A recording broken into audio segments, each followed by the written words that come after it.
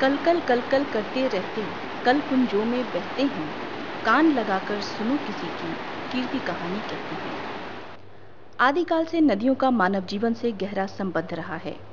नदियों को जीवनदायिनी कहा गया है, मां माना गया है। जिसने सभ्यता और संस्कृतियों को पाला है, उसे पोषित और पल्लवित किया है। नदियां हमारी कीर्ति कहानियां कहा करती हैं। चरैवती चरैवती, चलना ही जीवन है, नदियों से बेहतर भला कौन जानता है।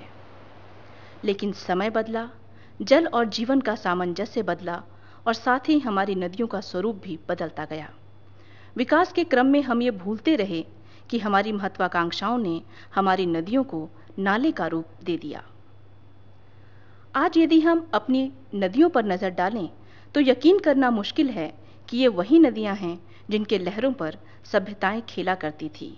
स्वच्छ निर्मल जल आज काला और गंदा हो गया है।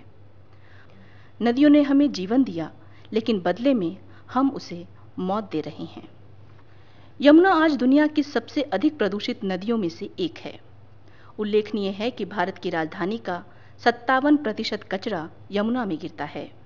यमुना को प्रदूषित करने वाला 90% कचरा दिल्ली और आगरा से आता है।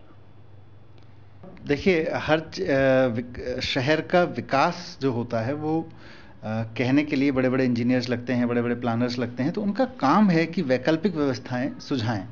वैकल्पिक व्यवस्थाएं सुझा नहीं रहे हैं और लाखों करोड़ों की सैलरी जिन इंजीनियर्स पे खर्च हो रही है, उनका काम है कि वो ठीक से व्यवस्थाएं बनाएं और सुझाएं और बनाएं।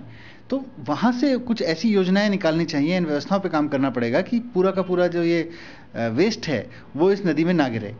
वो तो कर नहीं रहे हैं। पहले तो वेस्ट डालेंगे, उसके बाद उसकी सफाई पे करोड़ों रुपए का बिजनेस चलाएंगे। ये इस तरह से तो साफ नहीं होगी ना। इंजीनियर्स को मोटी मोटे कई साल तक पढ़ाया जाता है, उसके बाद उनको मोटी मोटी तनख्वाहों पे रखा जाता है। वो इसीलिए रखा जाता है कि वो सुझाएं कि करना क्या है, इसको बचाया कैसे जा सकता है। माना यह जाता है कि उन सब कचरों को निष्क्रिय करके ही नदियों में डाला जाए, पर सच तो ये है कि भारत की सभी ट्रीटमेंट प्लांट्स का 40% अकेले दिल्ली में होने के बावजूद यमुना प्रदूषित है। कई योजनाओं और करोड़ों रुपए खर्च होने के बाद भी यमुना दिन प्रतिदिन काली होती जा रही है। काली यमुना को और कलुषित करने में हमने कोई कोर कसर नहीं छोड़ा।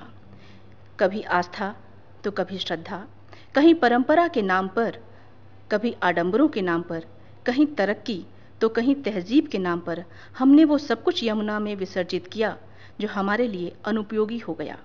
यमुना बेवा की तरह हर सितम सहती हुई रुक सी गई, क्योंकि उसका बोझ अब उससे नहीं उठता।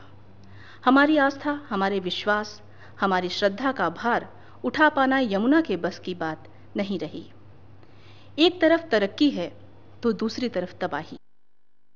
चिमनियों से उठता धुआं हमारे तरक्की की ऊंचाई तय करता है, लेकिन उससे निकलती गंदगी नदियों को नालों में बदल रही है। यमुना बिना कुछ कहे सब कुछ सह लेती है।